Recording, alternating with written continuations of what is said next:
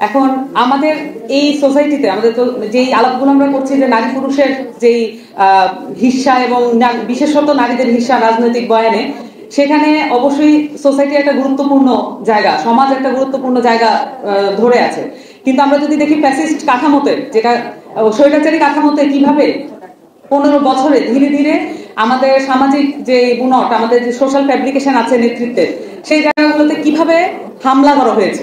কারণ একটা হচ্ছে আপনার সরকার দিয়ে আপনি রাষ্ট্রটা চালান, কিন্তু স্থানীয় সরকার দিয়ে কিন্তু আসলে গ্রাম বা সোসাইটি চলে না।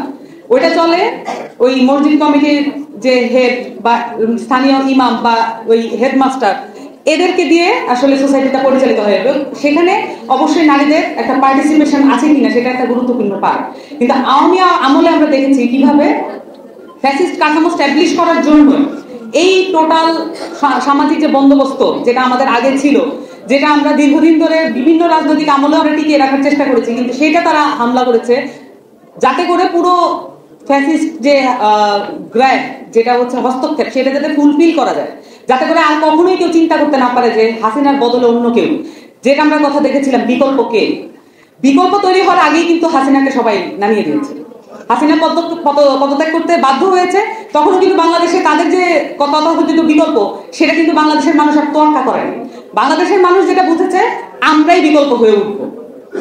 এই যে সামাজিক জায়গাগুলোতে যেই বুননটা ছিল, যেই আমাদের যে ক্লাসিক স্ট্রাকচারটা আছে, সেখানে আওয়ামী লীগ হামলা করেছে এবং মসজিদ কমিটি থেকে শুরু করে স্কুল কমিটি, কলেজ কমিটি, সমস্ত জায়গায় তারা নিজেদের হস্তক্ষেপ করেছে, যাতে করে ফ্যাসিজমকে তারা একদম রন্ধ্রে রন্ধ্রে এবং ওয়ার্ডে ওয়ার্ডে ছড়িয়ে দিতে পারে।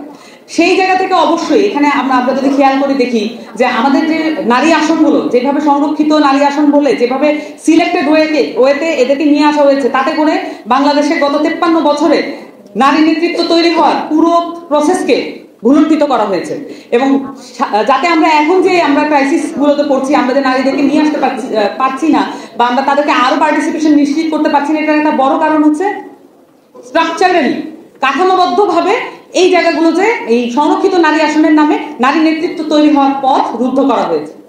তো আমাদেরকে সামনের দিনে আমরা আরেকটা বিষয় যদি আমরা মাথায় রাখি, আমরা গণপরিষদ নির্বাচনের দিকে যাব ইনশাআল্লাহ। আমাদের সেই দিকেই আমাদের যাত্রা, আমাদের অভ্যুত্থান পরবর্তী সময়ে এটাই হচ্ছে আমাদের একমাত্র যৌক্তিক নির্বাচন, আমরা বলছি গণপরিষদ নির্বাচন। কিন্তু আমাদের জাতির ইতিহাসে, আমাদের বাঙালি রাষ্ট্রের, বাংলাদেশি রাষ্ট্রের যে জাতির ইতিহাসে, সেখানে যদি আমরা দেখি সর্বশেষ গণপরিষদ নির্বাচন, তার মধ্যে থেকে যেই সংবিধান সংস্কারের যে সংবিধান প্রণয়ন কমিটি করা হয়েছিল, সেখানে 34 জন পুরুষ ছিল, একজন মাত্র নারী ছিল। তার নাম ছিল বেগম রাজিয়া খাতুন।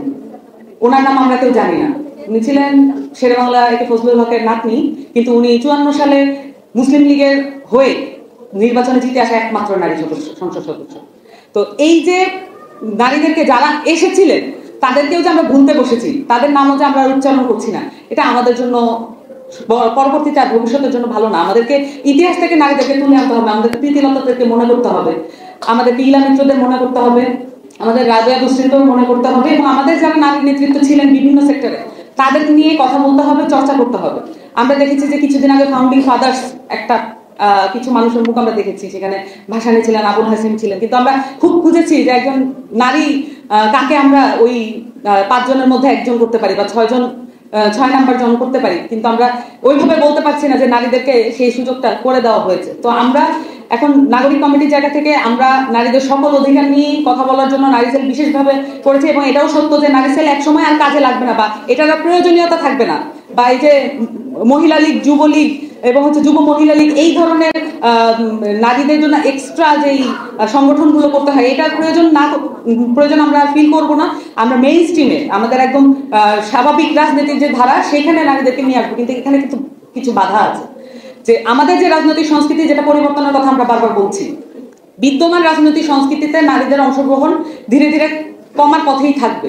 আমাদেরকে যেটা নিশ্চিত করতে হবে, বিদ্যমান যত রাজনৈতিক দল আছে তাদেরকে এটা নিশ্চিত করতে হবে, তারা তাদের রাজনৈতিক সংস্কৃতি, ইন্টারপার্টি ডেমোক্রেসি নিশ্চিত করে তারা তাদের রাজনৈতিক সংস্কৃতি পরিবর্তন করবেন, যাতে ভাইয়ের রাজনীতি, সহমতের রাজনীতি, আর হচ্ছে সেলফির রাজনীতি, আর হচ্ছে এই মঞ্চের পিছনে গাদা গাদা লোক দাঁড়িয়ে থাকার এই ধাক্কাধাক্কি আসলে সম্ভ্রান্ত ফ্যামিলির মেয়েরা এটা করবে না। সম্ভ্রান্ত ফ্যামিলির মেয়েদেরকে যদি আপনারা রাজনীতিতে দেখতে চান এবং মেয়েদেরকে যদি, নারীদেরকে যদি দেখতে চান সেই তাদের এম্পাওয়ারমেন্টের জায়গায়, তাহলে অবশ্যই আমাদের রাজনৈতিক সংস্কৃতি পরিবর্তন করতে হবে। সেই সাথে অবশ্যই এখানে ফিমেল এম্পাওয়ারমেন্টের সাথে অবশ্যই এখানে সম্পত্তির অধিকার জড়িত। আমাদের দেশে এই মুহূর্তে নারীর সম্পত্তির অধিকার নিশ্চিত করার জন্য যে আইনটা ব্যবহার করা হয় সেটা অ্যাকচুয়ালি পাকিস্তান আমলের আইন, আপনারা জানেন কিনা। তো পাকিস্তান আমলের আইন দিয়ে আমরা এখনো আমাদের পাকিস্তান আমলের আইন দিয়ে আমরা শ্রম আইন করছি, আমরা পাকিস্তান আমলের আইন দিয়ে 1861 সালের ব্রিটিশ আইন দিয়ে আমরা পেনাল কোড, এবং হচ্ছে পরবর্তীতে আমাদের এই যে পুলিশ আইন সেটাও 1861 সালের, এবং আমাদের নারীদের অধিকার রক্ষার জন্য যে আইন সেটাও হচ্ছে পাকিস্তান আমলের।